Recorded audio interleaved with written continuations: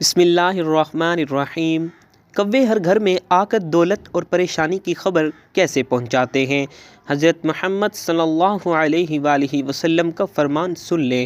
ناظرین، آپ نے یہ بات بہت سارے بھائیوں اور اکثر اپنی دادی امی، نانی امی یا گاؤں وغیرہ میں عمر رسیدہ عورتوں سے سنی ہوگی کہ کوا آنے والے وقت کو پہلے سے جان لیتا ہے۔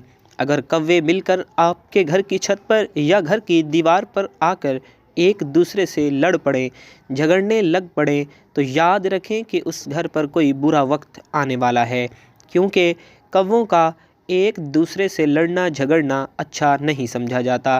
اسی لیے سارے گھر والوں کا صدقہ خیرات ضرور کریں۔ اگر دوپہر سے پہلے کوا آپ کے گھر کی دیوار پر یا چھت پر اکیلا بولنا شروع کر دے تو سمجھیں کہ آنے والے دنوں میں آپ کے لیے خوشخبری ہے۔ آپ کی دولت میں اضافہ ہو سکتا ہے، آپ کے روزگار میں بھی اضافہ ہو سکتا ہے، آپ کو خزانہ بھی مل سکتا ہے، آپ کو کوئی بڑی کامیابی بھی مل سکتی ہے۔ اگر کوئی کوا اچانک منہ میں روٹی کا ٹکڑا لیے نظر آ جائے تو سمجھیں کہ آپ کی کوئی بڑی خواہش پوری ہونے والی ہے۔ اگر کبھی کسی بھی آدمی کے سر پر بیٹھ کر دے تو اس کے دن اچھے آنے والے ہوتے ہیں، اور اگر کوا اس کے سر پر بیٹھ جائے تو اس کے لیے برا وقت قریب ہوتا ہے۔ اس بات میں کس حد تک صداقت ہے؟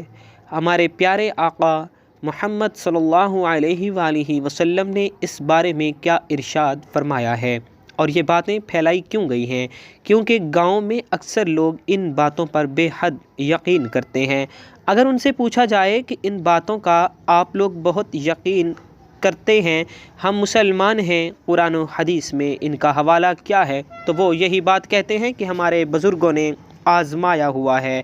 حقیقت ایسا ہوتا ہے کہ اب اس کی صداقت کو جاننے کے لیے آپ سے ہماری یہ گزارش ہے کہ آج کی ہماری یہ ویڈیو آپ لوگ مکمل ضرور دیکھیے گا۔ تو ناظرین، بات ہو رہی تھی کہ کوے کے اچھے اور برے اشاروں کی۔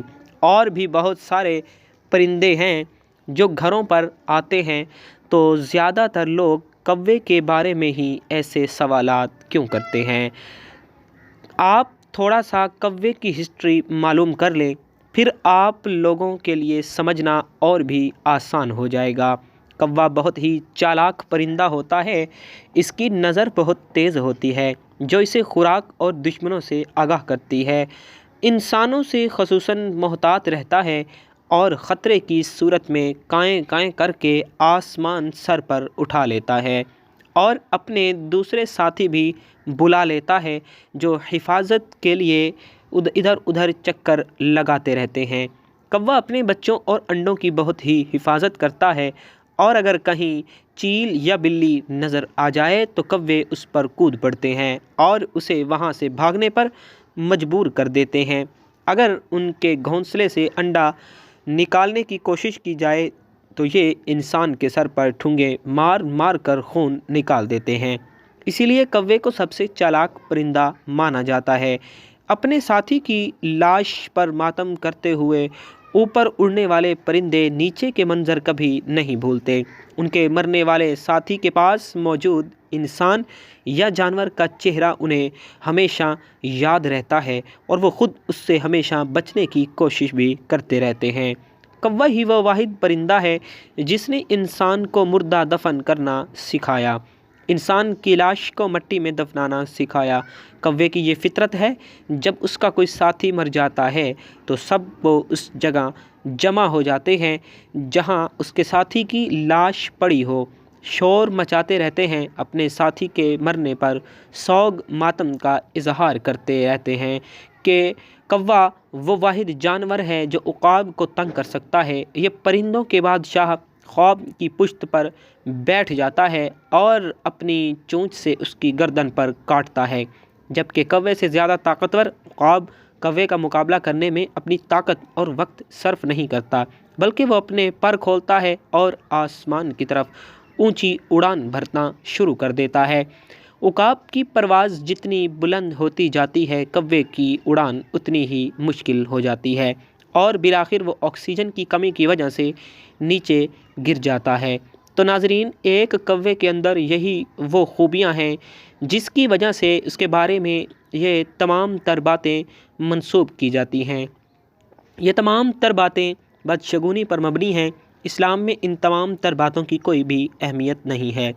موجودہ دور میں پاکستان میں یہ باتیں بہت ہی زیادہ ہیں اور دیہاتوں میں تو اب بھی بہت ہی زیادہ ہیں۔ اس کی ایک وجہ دو تہذیبوں کا باہمی تمدن جیسا کہ آزادی سے سویلائزیشن اور موت کی نشانیاں دینا اور بہت سی چیزیں ہیں جن کو بدشگونی کہہ دیا جاتا ہے۔ مثال کے طور پر، بلکہ انتہائی دکھ کے مقام اور بدشگونی کی انتہا یہ ہوتی ہے کہ اگر کوئی بانجھ عورت کسی حاملہ عورت کے پاس سے چلی جائے تو اس سے پرہیز کیا جاتا ہے کہ اس کی نحوست زچہ اور بچہ پر اثر نہ کر جائے۔ اس کو نجس سمجھا جاتا ہے۔ میرے نزدیک یہ سیدھی اللہ تعالیٰ سے ٹکر ہے۔ سوچیں اس معصوم عورت کے دل پر کیا بیتی ہوگی جو پہلے ہی سے بے اولاد اور دنیا کے ستم اور سسرال کی طعن و تشنی جھیل رہی ہو۔ سوچیں ہم نے اس کی روح کو کتنا بڑا زخم دیا ہوتا ہے۔ کیا وہ معصوم عورت اس احساس کمتری کے ساتھ جی سکتی ہے؟ سب خواتین کو ایک ہی فہرست میں ہرگز نہیں لا رہا۔ الحمدللہ خواتین میں دینداری اور تقوی مردوں کی نسبت بہت زیادہ ہے، لیکن اس کے ساتھ ساتھ خواتین میں سب سے زیادہ توہم پرستی بھی پائی جاتی ہے۔ بد اعتقادی اپنے عروج پر ہوتی ہے۔ کہیں ساس بہو کا جھگڑا ہو گیا، اسی وقت تعویذ گنڈوں اور عاملوں کی تلاش شروع ہو جاتی ہے۔ کسی کی اولاد میں اللہ تعالیٰ کی طرف سے تاخیر ہو گئی، اس وقت بدگمانی بھی شروع ہو جاتی ہے کہ فلاں نے کوک بندی کا عمل نہ کر دیا ہو۔ میاں بیوی میں چپلش ہو گئی، اسی وقت ساس اور نندوں پر شکوک و شبہات شروع ہو جاتے ہیں۔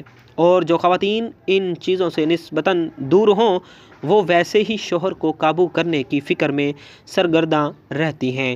پھر جو جعلی عاملوں کی چاندی ہوتی ہے، کچھ نہ پوچھیں۔ میں صرف ایک مثال دے کر بس کر رہا ہوں۔ ابھی حال ہی میں 1-2 سال پہلے میڈیا پر ہر طرف ایک جعلی عامل کا چرچا رہا جس نے تقریباً 300 عورتوں کا حاملہ کیا تھا اور ان کی ویڈیوز بنا کر بلیک میل کرتا رہا۔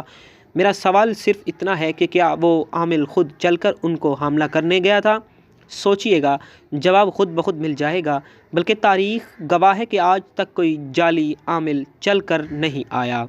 کمزور عقیدہ خواتین خود چل کر اس کے آستانے پر پہنچ جاتی ہیں۔ یہ وہ تلخ حقیقت تھی جو میں آپ لوگوں کو بتانا ضروری سمجھتا تھا۔ تو ناظرین، اب چلیں دین اسلام کی طرف کہ ہمارا دین اس بارے میں کیا کہتا ہے۔ عبداللہ بن مسعود رضی اللہ تعالی عنہ سے روایت ہے کہ ہمارے پیارے نبی صلی اللہ علیہ وآلہ وسلم نے فرمایا، بدشگونی شرک ہے۔ آپ صلی اللہ علیہ وآلہ وسلم نے 3 مرتبہ فرمایا، اور ہم میں سے ہر ایک کو کوئی نہ کوئی وہم ہو جاتا ہے، لیکن اللہ تعالیٰ توکل کی برکت سے اسے دور کر دیتا ہے۔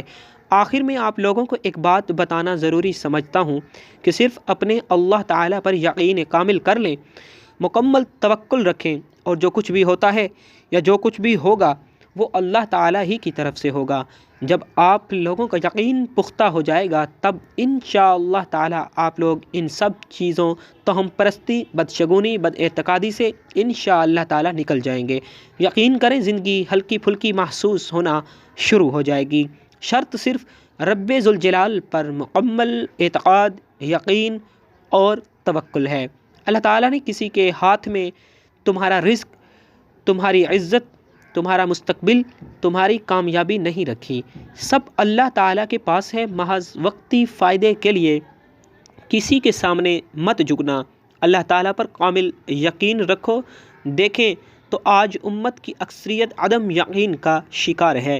دنیاوی امور سے لے کر دین کے معاملات تک ہر چیز میں مختلف قسم کے شکوک و شبہات کا بھی شکار ہیں، جبکہ بندہ مومن کی زندگی کامل یقین سے عبارت ہوتی ہے، اور بھی حکم اسی کا دیا گیا ہے کہ انسان مقام یقین تک ضرور پہنچے۔